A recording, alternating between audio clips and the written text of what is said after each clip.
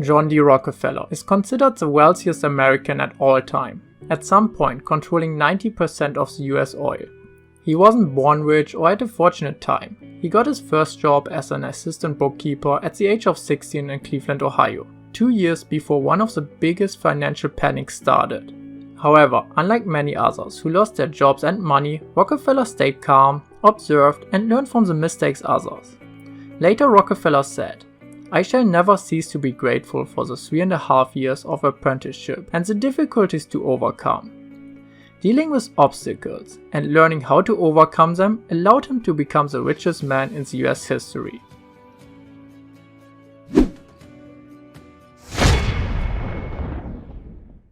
In his book The Obstacle is the Way, Ryan Holiday explains 3 steps to deal with adversity: perception, action, and will.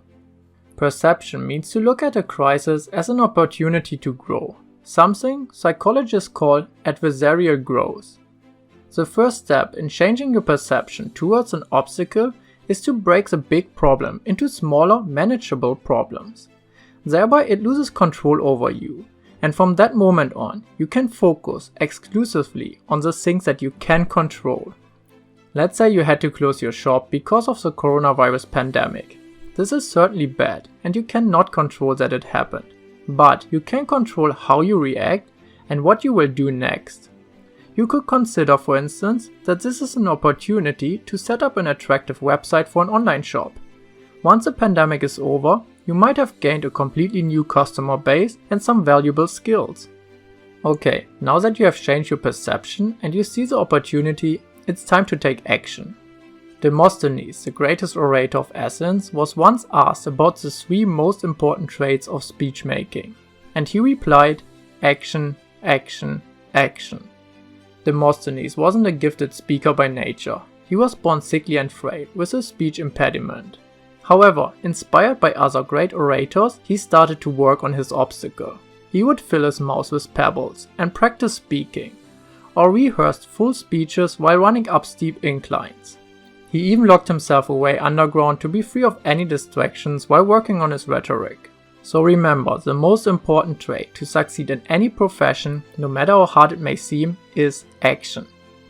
You cannot find a job because the job you want requires you to know how to code. Well, for just a few dollars you can sign up for courses online. Or maybe you feel like you deserve more money than your colleagues as you get much more work done.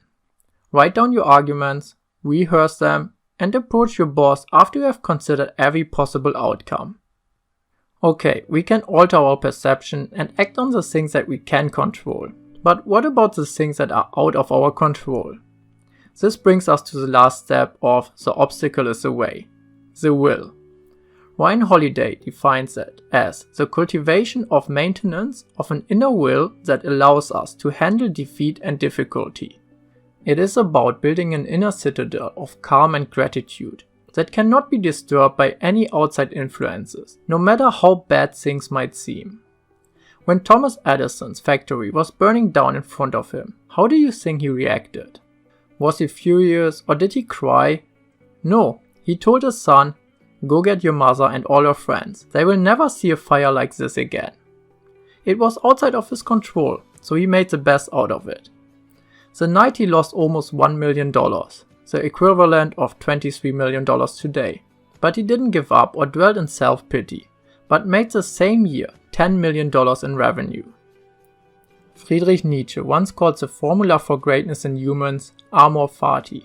It describes an attitude in which one sees everything that happens in one's life, including loss and suffer, as good or at least as necessary. One attribute that is crucial to develop the inner will is perseverance.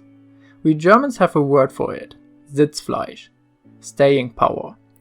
Abraham Lincoln's favorite saying was, "This too shall pass." Even before the Civil War, Lincoln's life was full of adversity. Growing up in poverty, he lost his mother as a child and the woman he loved as a young man, and he suffered periods of depression that nearly drove him to suicide. However, these obstacles early in life prepared him to lead a nation through the dark times of the Civil War.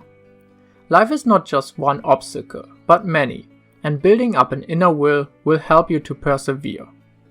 I highly recommend that you check out the book. I love to read just a few pages a day. It really puts your situation into perspective and motivates you to do the right thing.